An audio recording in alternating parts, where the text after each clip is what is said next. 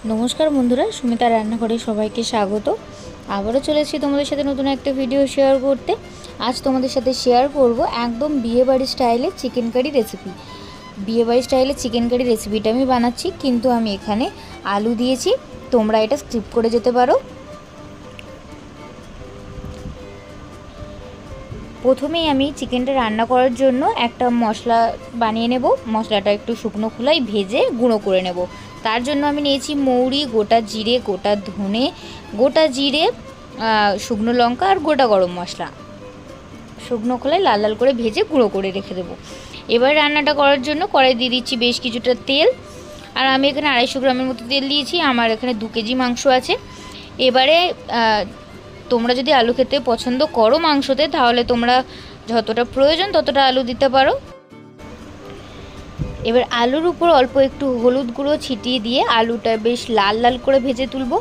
আর আলুটা দিচ্ছি বলে ভেবো না যে এটা খেতে বিয়েবাড়ির মতো হবে না, একদমই না। আলুটা দাও বা না দাও, এটা খেতে একদম বিয়েবাড়ি স্টাইলের হবে। আলুটা দেখো আমি লাল লাল করে ভেজে নিয়েছি, আলুটা তুলে নিচ্ছি। এবার ওই তেলের মধ্যে আমি ফোড়নে দিচ্ছি গোটা গরম মশলা আর গোটা জিরে। এবার ফোড়ন থেকে একটা সুগন্ধ বেরোলে আমি দিয়ে দিচ্ছি বেশ এক মুঠো পেঁয়াজ কুচি।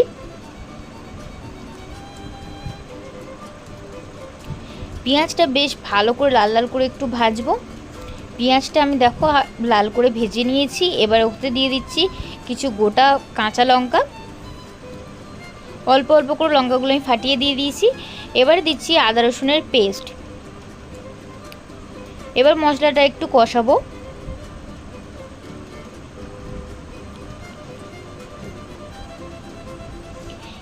এই বিয়েবাড়ি স্টাইলে এই চিকেন কারিটা এতটা দুর্দান্ত হয় খেতে, একবার হলো বাড়িতে ট্রাই করে দেখো, সবার ভীষণই পছন্দ হবে। দেখো আমার এদিকে পেঁয়াজ আদা রসুনটা কষানো হচ্ছে, তারই মধ্যে কিছু গুঁড়ো মশলা আমি এতে অ্যাড করে দেব লঙ্কা গুঁড়ো, আর দেব হলুদ গুঁড়ো, আর দেব পরিমাণ মতো লবণ। আর এখানে গুঁড়ো মশলা কোনো কিছু দেওয়ার দরকার নেই। আমি যা মশলা দেওয়ার আমি আগেই শুকনো কড়াই মশলাগুলো ভেজে গুঁড়ো করে রেখেছি। এবার মশলাটা বেশ ভালো করে একটু কষিয়ে নেব। রসুনের কাঁচা গন্ধটা যাওয়া অবধি কষাবো মশলাটা ভালো করে।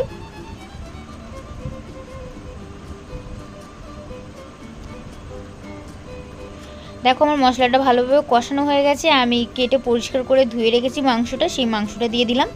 আমি এখানে চিকেনের স্কিন সমেত নিয়েছি। চিকেনের স্কিনটা থাকলে আরও বেশি খেতে টেস্টি লাগে। এবার মাংসটা বেশ ভালো করে একটু কষিয়ে নেব। আর মাংসটা কষাতে কষাতেই আমার 80%-এর মতো সিদ্ধ হয়ে যাবে। আলুটা ভাজতে ভাজতে আমার 50%-এর উপরে সিদ্ধ হয়ে গেছে, তাই মাংসটা একটু ভালো করে কষিয়ে সিদ্ধ করে নেব। এবারে দিয়ে দেবো আমি দুটো বড় বড় সাইজের টমেটো, ছোট ছোট করে কুচি করে রেখেছিলাম, সেই কুচিটা দিয়ে দেব।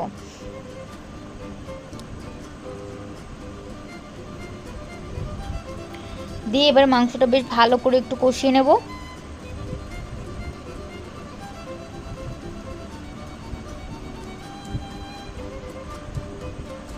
কষানোর সময় কিন্তু আমি একটুও জল দিচ্ছি না, আমি গ্যাসের ফ্লেমটা একটু কমিয়ে রেখে কষিয়ে নিচ্ছি।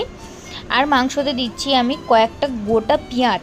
মাংসতে গোটা পেঁয়াজটা দিলে খেতে দুর্দান্ত লাগে। তোমরা গোটা পেঁয়াজ বা গোটা রসুন দিতে পারো মাংসের মধ্যে, খেতে দুর্দান্ত লাগে। আর ভেজে রাখা আলুগুলো দিয়ে দিচ্ছি। দিয়ে এবার সব কিছু বেশ ভালো করে মাংসের সাথে কষিয়ে নেব।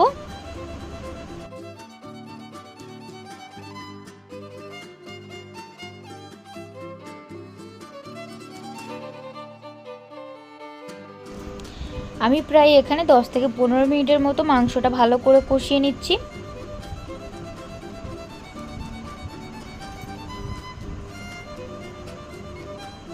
একটু চাপা দিয়ে কষাবো, তাহলে মাংস আর আলুটা কষাতে কষাতেই অনেকটা সিদ্ধ হয়ে যাবে। আবার এই কষানোর সময় আমি যে মশলাটা আমি ভেজে গুঁড়ো করে রেখেছিলাম, সেই ভাজা মশলাটা পুরোটাই দিয়ে দিলাম। দিয়ে ভালো করে মাংসর সাথে বেশ ভালো করে মিশিয়ে দিয়ে কষাবো।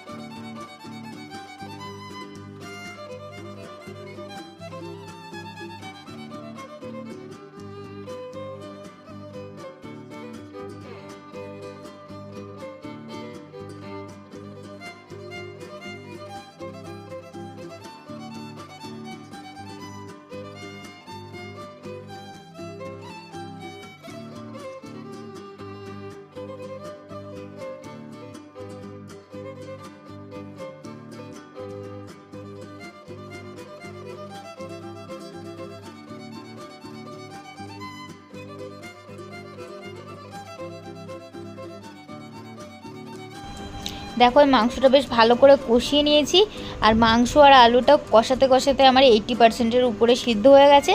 এবার ঝোলের জন্য পরিমাণ মতো জল দিয়ে দিচ্ছি। আর এই রান্নাটা ঝোল হবে না, গ্রেভি গ্রেভি হবে, মানে গামাখা গামাখা হবে, তাই অল্প করে জল দিলাম। দিয়ে এবার মাংসটা ভালো করে চাপা দিয়ে বাদবাকি মাংস আর আলুটা বেশ ভালো করে সিদ্ধ করে নেব।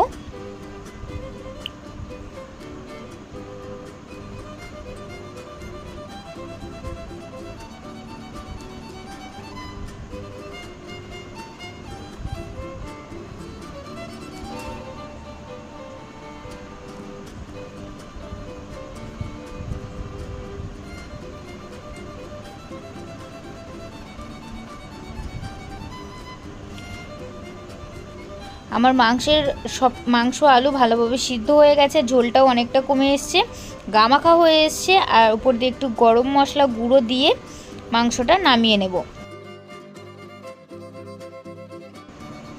একবার হলো বাড়িতে এইভাবে মাংসটা রান্না করে দেখো, একদম বিয়েবাড়ির মতো খেতে লাগবে, আর ফাটাফাটি টেস্ট হয় এই রান্নাটার। আর আমার এই ভিডিওটি যদি ভালো লাগে তাহলে like, comment, share and subscribe করতে ভুলো না। আবারও দেখা হবে নতুন কোনো ভিডিওর সাথে, ততক্ষণ সবাই সুস্থ থাকবেন, ভালো থাকবেন, ধন্যবাদ।